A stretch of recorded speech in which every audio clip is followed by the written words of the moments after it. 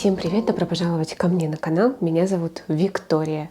Не забудьте подписаться на мой телеграм-канал. Я дублирую все видео туда. Еще рассказываю про жизнь в Испании. Конечно, про парфюмерию. Делюсь первыми впечатлениями о новых ароматах. И мой промокод в рандеву 10 Виктори дает 10% скидку и суммируется со всеми акциями и уже существующими скидками на сайте. Мы поговорим про роскошные такие ароматы шикарной женщины, ухоженной женщины. Я, честно говоря, не люблю это ароматы ухоженной женщины. Но вы просто понимаете, это образ, и мы это говорим просто, чтобы передавать информацию, чтобы мы правильно с вами поняли, о чем речь. Я почему-то терпеть не могу это выражение «ухоженная женщина».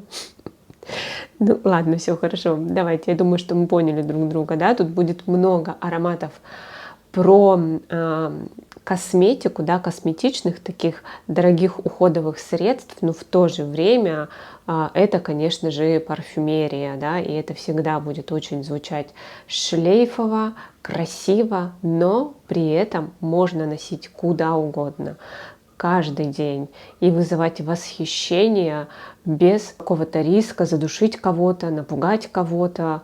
Но, конечно же, да, в этом случае и удивить покрышками, горелыми помойками не получится. Ну вот, такие ограничения у этих прекрасных, шикарных ароматов. Так, давайте, друзья, начнем. Пришлось прервать видео, пришел Рос поесть. Теперь они вместе будут за мной спать. Так, продолжим. Точнее, получается, мы не продолжим, да? Мы-то с вами как бы начнем. Первый аромат — это Маsk Кашмир от Attar Collection. Мне кажется, я о нем уже вам рассказывала. Я говорила, что я хочу этот аромат, и вот, наконец-то, он у меня. Я считаю, что это must-have. Я считаю, что он должен быть в коллекции вот таких ароматов на каждый день. Да? Если вы любите молекулярные ароматы, те, которые очень сложные, которые не описать одним словом, даже не объяснить, цветочный он или мускусный, или еще какой-то, вот вам нужно обязательно попробовать этот аромат. Я все-таки постараюсь вам его описать. Мне очень нравится, что в этом аромате сочетаются такие свежие белые цветы, мягкая, нежная специевость, даже звучит мягкая специевость странно, но это правда так. Аромат нежный, но при этом я чувствую здесь однозначно какую-то его такую теплую специевую составляющую, опять же абстрактную. Да, я не могу сказать, что это вот иногда прям в аромате прям чувствуешь перец там розовый или черный. Здесь этого нет. Просто теплая специевость. Она придает аромату именно такой шершавости. Тут есть такой очень свежий, чистый амброксан. Он тут не звучит явно, да, он тут не будет на первых ролях, как вот бывает, например, у Джульетт Хесеган очень часто. Здесь такого нет. Здесь он дополняет всю картину. И в нем, вот знаете, какое ощущение, как будто ты в чистой, только что постиранной одежде, при этом нет такого какого-то аромата порошка стирального или кондиционера для белья, нет такого аромата ни в коем случае, а как будто вот чистый хлопок, да, и капелька духов, цветочных, белоцветочных, опять же абстрактных. Вот такое ощущение от этого аромата.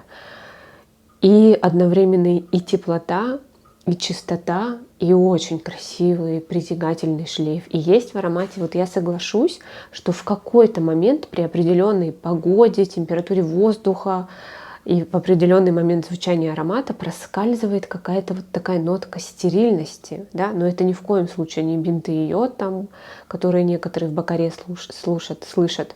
Нет, вот, ну, прям стерильности, да. Не знаю, как это объяснить. Это как бы ты зашел вот в комнату, да, вот, которую только что помыли, проветрили, да, то есть нет никакого ощущения химических средств.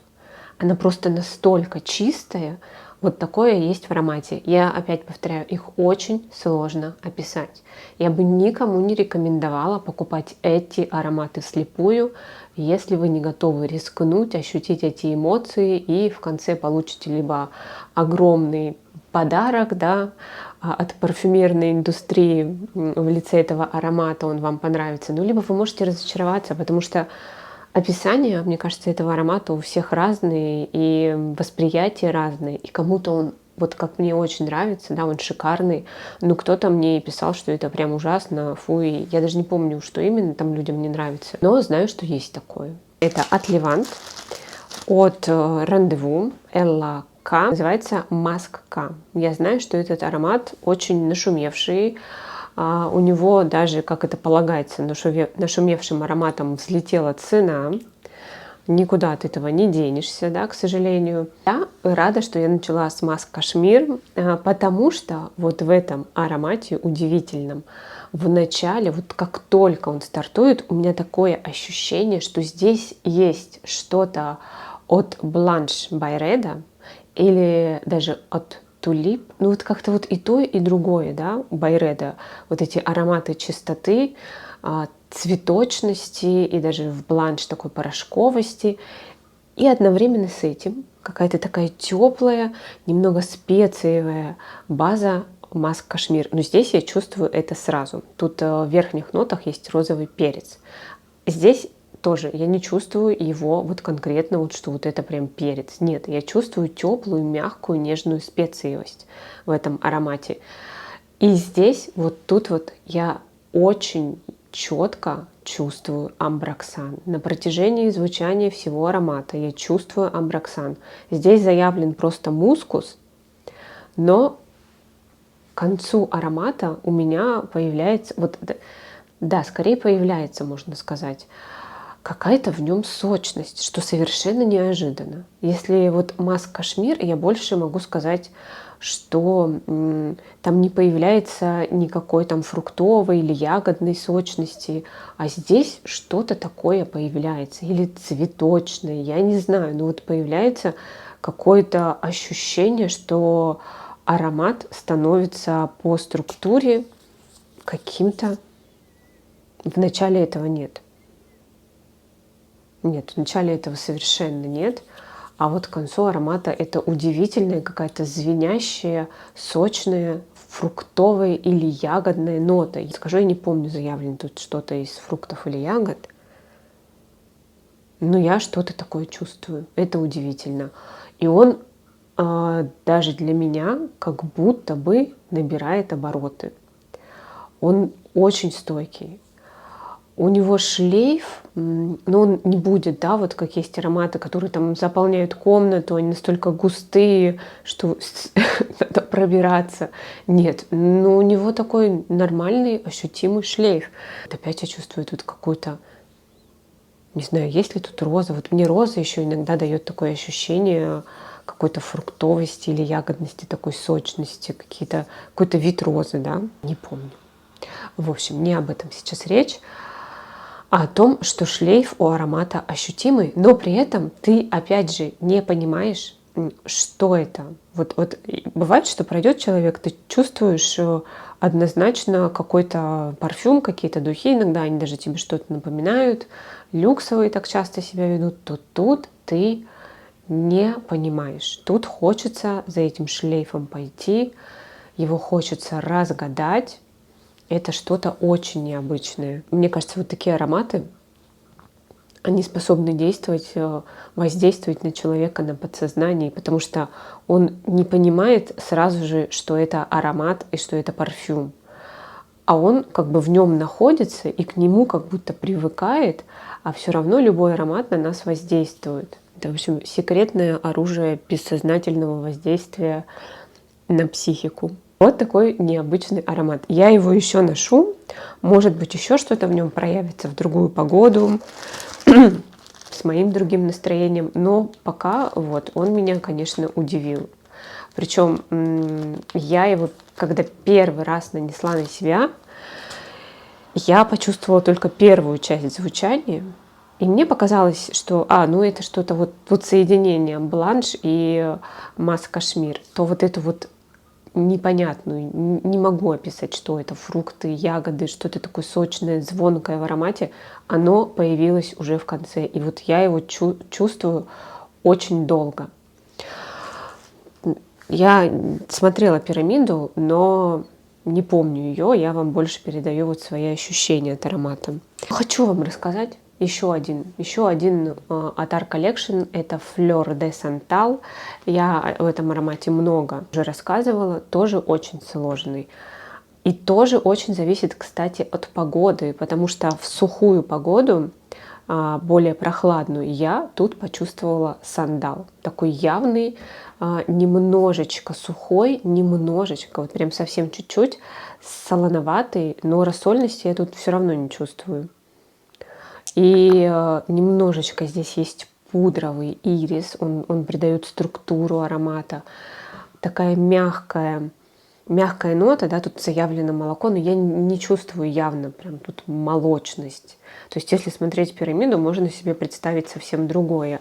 И да, тут тоже есть перец, но опять же, я его не чувствую прям очень ярко, вот именно как перец. Для меня это тоже такая мягкая специевость, которая тепло этому аромату придает. Очень это почему-то чувствовала, когда было жарко, когда я его носила. Старт для меня был прям нероли, прям такие свежие, яркие нероли. И даже это чуть-чуть куда-то относило к такому крему после бритья, вот эти вот нероли, да, именно в начале. А потом шло все то, что я описала. А вот сейчас, когда прохладнее и более сухой воздух, почему-то не так я чувствую. Не настолько ярко эти нероли. В общем, аромат зависит от того, какая у вас кожа, какая температура, не тела, опять же, да, я понимаю, что 36,6 нормальная температура, но бывает, что кожа правда горячая. Вот у меня всегда руки холодные, да, у меня всегда холодно, я мерзну постоянно, у меня вот какая-то поверхность кожи, она какая-то холодная, еще очень тонкая кожа. То есть, вот все от химии кожи, от ее температуры зависит раскрытие аромата, поэтому и от погоды, от климата тоже очень зависит. Особенно вот этого. Есть ароматы, которые, правда, вот люкс, он делается, видимо, специально, чтобы вот без каких-то там сюрпризов. Вот часто люксовые ароматы, они открываются, не все, опять же, да, они все-таки открываются более-менее так, на всех стандартно. Но 5 Шанель нет. 5 Шанель на горячей коже открывается красивее, чем на моей ледяной. Мне надо ждать жары. Вот. Ну, какие-то люксовые ароматы, они открываются на всех одинаково. Так, давайте дальше. А дальше, знаете, что я вам расскажу? Я заказала аромат в Литуале. Вот, хочу вам прям показать. Значит, я его вот открывала, когда вот здесь коробочка была такая. Все очень красиво, как положено. Я не первый раз заказываю. Это Микалев Royal Musca версии Нектар. Я, значит, открываю, потом, значит, так вот вытаскиваю, смотрю, и вот эта вот часть, она не очень хорошо сделана. Я, значит, уже собиралась расстроиться, подумать, что это подделка. Но я вообще не верю в то, что подделками прям специально занимаются там сети типа Литуаль, Ревгош, еще что-нибудь, да, я в это не верю. Интернет-магазины, да, они на этом не специализируются в основном. Это, я верю, может произойти из-за подмены. Вот конкретные сотрудники какие-то, да, решили там как-то аферу провернуть. Вот в это я могу поверить. Но вот что сами сети, я, извините, да, кто поклонник этой теории, я не верю, им это невыгодно. В целом, на перспективу, да, так сказать, стратегическое планирование магазинов не строится из того, что давайте мы будем торговать подделками. Нет, я вообще не сторонник этого. Я, значит, пошла посмотреть в интернет. Я пошла посмотреть, как вообще эти флаконы выглядят, особенно здесь, когда я в Испании что-то забиваю, да, в первую очередь мне вылезают все иностранные сайты. все европейские, даже так бы сказала, да. Вот. И, значит, я стала смотреть обзоры блогеров иностранных, и я стала смотреть фотографии в интернет-магазинах, и даже на официальном сайте интернет-магазина Микалёв. И правда, да, я пришла к выводу, что вот мой флакон очень старенький, я не знаю, ну ему лет 8, а может и 9 даже. Я не помню точно. И вот качество этого флакона отличается от качества вот этого флакона. К сожалению, Микалёв как-то вот стал немножко экономить. Потому что вот здесь, видите, есть вот такая полоса. Специально смотрела в обзорах. Может, они Нектар так делают, я не знаю. Но у Нектара этой полосы нет. Поэтому вот эту вот часть, вот эту вот, я даже увидела, что это, вот здесь мне казалось, что они чуть ли там не каждый кристаллик, а здесь я прям увидела, что это такая одна лента, которую они так вот раз сюда и пришпандорили.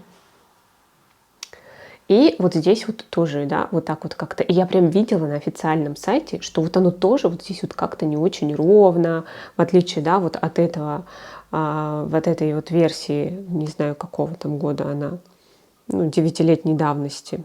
Но это, опять же, да, это тоже не нектар, это просто парфюмерная вода.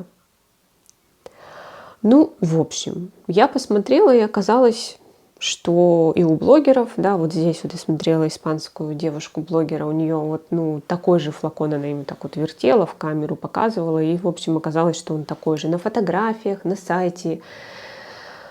Ой, ну, в общем, я нанесла аромат на себя, что да, мне еще заставило подумать, что все-таки это не подделка. Я нанесла аромат на себя, он звучит очень красиво. Никакого спирта в начале, ничего нет, он вот прям сразу звучит. Вот это вот я покупала версию специально свеженькую Royal Muska на официальном сайте. И вот нанесла его и нанесла вот этот нектар, и они вначале звучат очень похожи. Я не вижу разницы между нектаром и парфюмерной водой. Но буквально через 10 минут вот это просто, мне казалось всегда, что это стойкий аромат, но по сравнению с нектаром она как-то прям испарилась. Да? Особенно вот их сравнивать, ты явно чувствуешь, а этот, ну, так себе. Ну, так угадывается. Но по сравнению с тем, что вот здесь я четко чувствую аромат, конечно же, прям разница значительная. Нектар обычно он сидит ближе к коже, но он должен быть очень стойкий. И вот здесь вот так и есть. Он очень стойкий. Сам аромат мне прям очень нравится. Что не сказать о флаконе, да? Прям я вот честно говорю вам, если бы я была поклонницей версии о том, что все нам хотят впарить подделки, я бы вполне поверила. Но нет, по аромату это просто, это не может быть. Если так делают подделки, я могу ими пользоваться. Ну, это не похоже. Все-таки это правда. Вот так вот Микалёв стал делать почему-то эти флаконы. Потому что другие у меня есть от Микалёв, они вполне себе отлично выглядят. Ну, может, еще знаете, что я вот сейчас подумала? Все-таки моему флакону уже 9 лет, и как-то вот эта лента, не знаю. Сам аромат никаких претензий у меня не вызывает. Он глубже, вот как и положено, да, как и положено нектару, он глубже. У него такой округлый, густой шлейф. При этом, да, это аромат скорее про чистоту. Здесь я не чувствую очень явно малину, персик, которые заявлены, или мускус, да, как какой-то, не знаю, как амброксан, как какую-то вот такую четкую ноту, знакомую мне. Нет, он скорее придает аромату какой-то кремовости и в то же время какой-то шершавости, пудровости.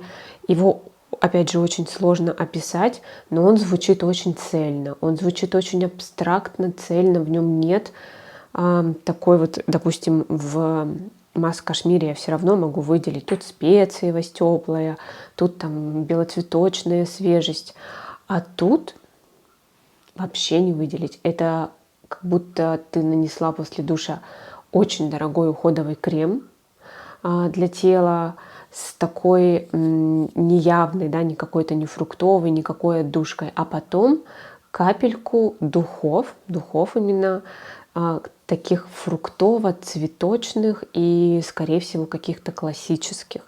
Может, даже какая-то там есть небольшая доля альдегидов в этих духах. То есть вот что-то вот такое и свежее, и вот за счет вот этого теплого шершавого мускуса оно все-таки теплое. Ну, я вижу отличие все-таки с парфюмерной водой. Да, этот аромат, как будто бы он такой явный, он погромче, в отличие вот у меня парфюмерная вода. Ну, опять же, она старая. Я специально купила маленькую такую версию, чтобы знать, как звучит современная. Современная отличается. Вот даже сам парфюмерная вода сама современная, она отличается от той, которая была 9 лет назад. И мне 9 лет назад больше нравилась. Да, и мне кажется, даже возможно, вот та, которая 9 лет назад, она может даже больше похожа на нектар. Наверное. Ну, трудно судить, как он звучал. Он все-таки уже так долго стоит. И мне кажется, что аромат поменялся вот в самом вот в этом конкретно флаконе.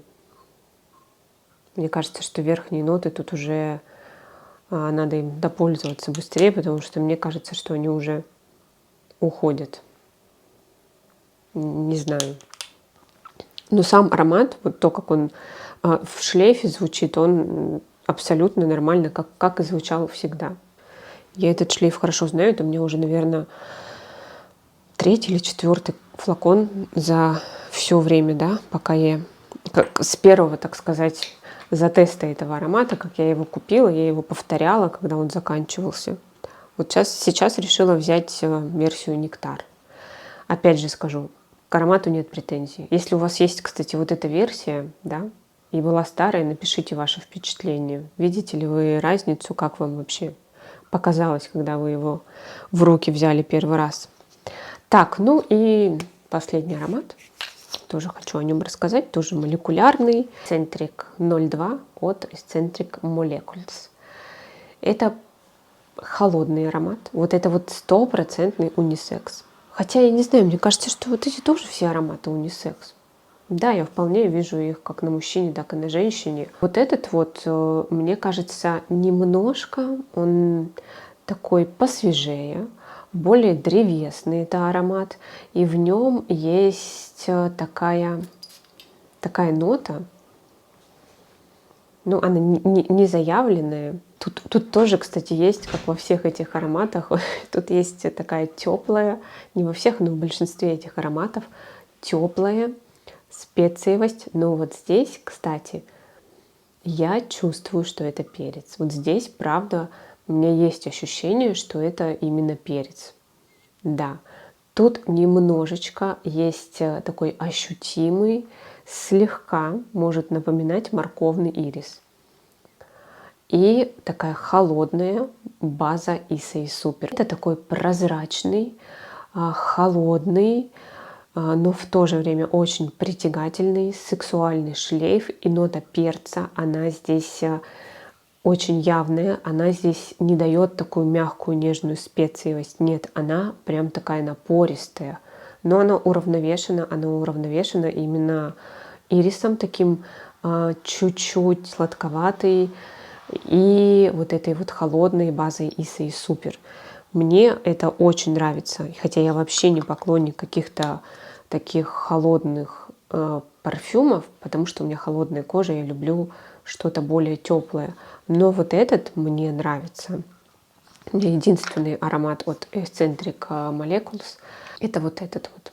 Даже видите, кофр для него заказала, потому что я не понимаю этот прикол ароматов без крышки. Я правда не понимаю, как я должна его с собой куда-то повезти.